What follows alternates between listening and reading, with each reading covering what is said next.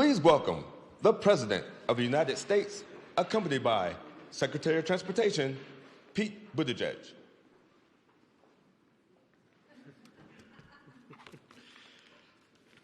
Please sit down.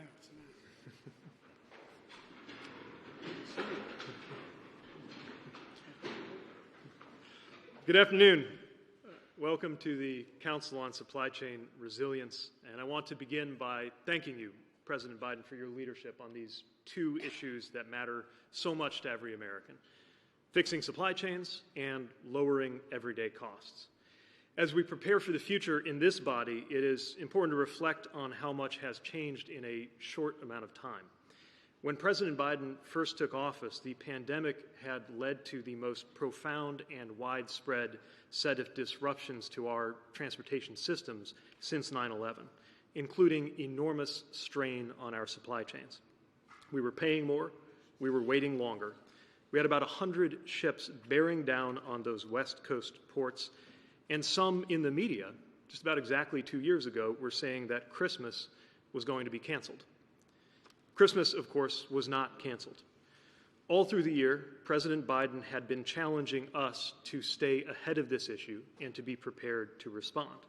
And so, as tough as that season was, we wound up having an all-time record high of goods moving through America's ports, and people received their packages from major shippers with about a 99% on-time rate. That happened, of course, because President Biden brought together players from across different parts of the supply chain to address the biggest disruptions. Under his leadership, we built temporary inland container yards in places like Savannah and Oakland. We partnered with ports like Los Angeles and Long Beach to get containers moving more quickly. And most importantly, of course, supply chain workers stepped up. So thank you to the longshoremen, warehouse workers, rail workers, truck drivers, and everyone else who is a part of that.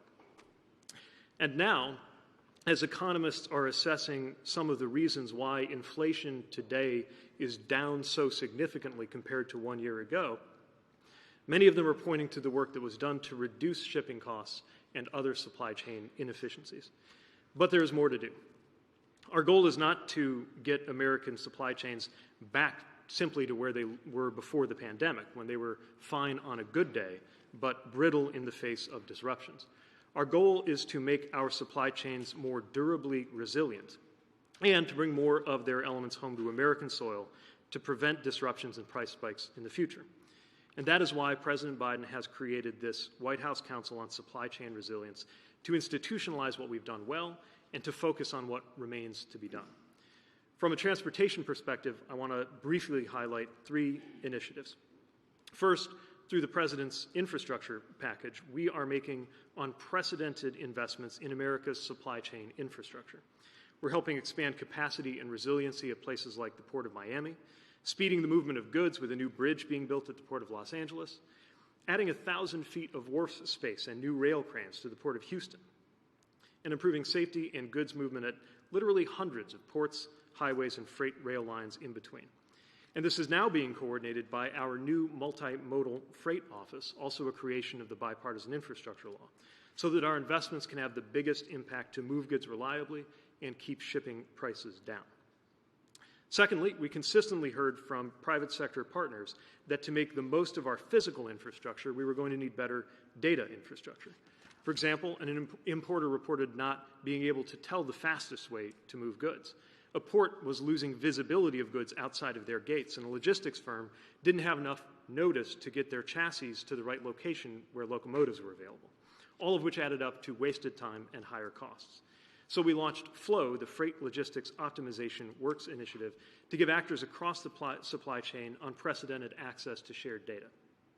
And today, even though this effort is still new, we can share some great progress. We've grown the number of participants to now include the 5 largest U.S. container ports, 7 of the largest ocean carriers, and some of the largest retailers, including Walmart, Target, Home Depot, and Lowe's. And participants are now beginning to use the data for the first time to inform decision-making that avoids bottlenecks, improves lead time, and better coordinates where trucks and chassis are most needed so that they can move goods more efficiently and, again, keep shipping costs down. And third, we are advancing the President's Trucking Action Plan building new truck parking, improving working conditions for truck drivers, and opening new pathways for veterans to enter this critically important career. So while there is certainly much more work ahead of us, there is also a great deal of progress to build on. Thank you again, and it is now my great honor to introduce the person who has led this work with discipline, with expertise, and with a constant focus on how we can use the tools of government to help people in everyday life, the President of the United States, Joe Biden.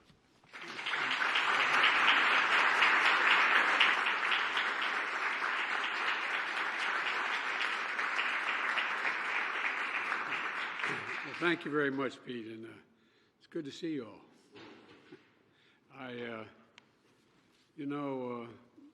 We always talk about the big issues, the big things, but sometimes the big things work or don't work based on whether or not the little things are in place, the mechanics are in place.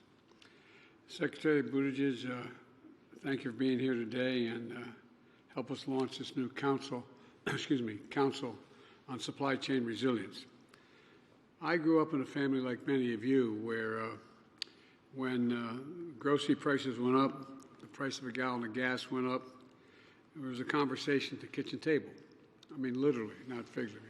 Those conversations have been going on at kitchen tables all across America for a while now. A conversation about whether we'd have enough left over at the end of the month for my dad to be able, he used to say, have a little bit of breathing room.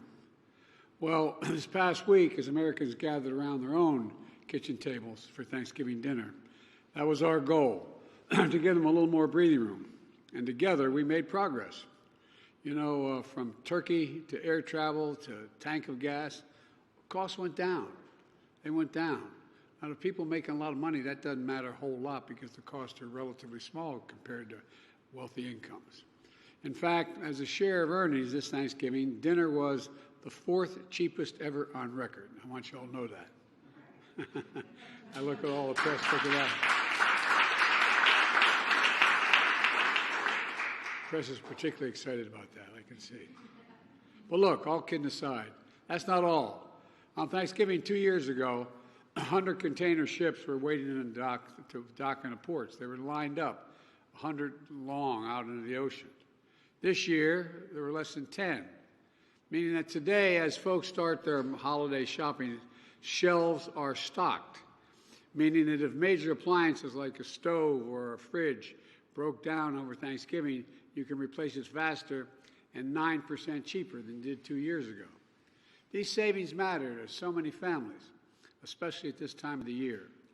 And they're no accident when it comes down to supply chains. Did you ever think we'd be talking this much about supply chains?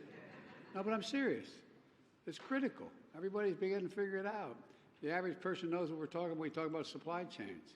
But when the supply chains were disrupted, we knew what trouble we had. Before the pandemic, supply chains weren't something most Americans thought about or talked about. But today, after years of delay in parts and products, everyone knows why supply chains are so important. That's why within my first month in office, I signed an executive order bringing supply chains home to get goods moving again. So it started here. We had the basic product here. Less than a year later, I signed the bipartisan infrastructure law to make a generational investment in every part of our supply chain, from our roads to our bridges to our ports to our airports to our internet. Less than a year after that, I signed the Inflation Reduction Act to grow the industries of the future right here at home, including electric vehicles and clean energy. And the CHIPS Act and the CHIPS and Science Act. How in God's name can you lead the world when you don't lead the world in science and development? To make sure we never experience another shortage of semiconductors. You know, America invented these chips. I know my staff is tired of hearing me say this in my cabinet, but these small computer chips the size of a fingertip, they affect nearly everything in our lives, from cell phones to automobiles, refrigerators. If you don't have them, you don't have those things. But over time, we went down from producing 40% of the world's chips to just doing 10%, but not anymore. All over the country, semiconductor factory companies are investing hundreds of billions, let me say it, hundreds of billions of dollars to bring chip production back home here to the United States. Over the last 3 years, all the leaders around this table, these two tables on my right and left, have also worked to lower costs for American families. From cracking down on foreign-owned ocean shipping companies that had raised their prices as much as 1,000% while racking up enormous profits. Teaming up with truckers to create registered apprenticeship programs and move a record level of cargo around the country. To helping family farmers and family farms access fertilizer they need to grow food so many of us enjoyed in Thanksgiving. Folks, the result, today our supply chains are stronger than ever, with backlogs, bottlenecks, and shipping rates at a 25-year low. We've created 14 million new jobs, including 800,000 manufacturing jobs. And the unemployment rate has stayed below 4%, for the longest stretch in over 50 years. And wages for working families have gone up while inflation has come down 65%. Giving families a little more money in their pockets and a little more breathing room this holiday season. But we know the prices are still too high for too many things. That times are still too tough for too many families. But we made progress, but we have more work to do. Let me be clear. To any corporation that's not brought their prices back down, even as inflation has come down, even as supply chains have been rebuilt, it's time to stop the price gouging and give the American consumer a break. Look, that's why I'm tackling junk fees, these hidden charges that companies sneak into your bill to make you pay more money just because they can, and you have no alternative. Junk fees take real money out of the pockets of average Americans. They can add up to hundreds of dollars, weighing down family budgets and making it harder for families to pay their bills. And they feel like they're being played for suckers, which they are. Over the past 2 years, my administration has taken steps to crack down on unfair and deceptive junk fees, from banking, hotels, retail housing, rental housing, cable networks, the internet, concerts, airlines, healthcare. For example, some banks and credit unions were charging as much as $30 for basic services like, want to check my balance, it costs you $30. Retrieving old bank records, it costs you that much money. Looking at the balance on a loan, they charge you that money. And we took action. The action we've taken, all that is now illegal. Illegal. Overdraft fees were also down nearly 50%, which means savings of average $150 for 33 million families across the country. And credit companies have been charging an average of $31 whenever you call and whenever you can't pay your bill on time, whenever you're late. You know, we're taking action to cut these fees as well to no more than $8 penalty. But you know, MAGA Republicans in Congress are pushing back on our efforts to end these junk fees. Folks, these refunds may not matter to the wealthy, but they matter to working folks in homes like the ones a lot of us grew up in. That's what this is all about, the American people.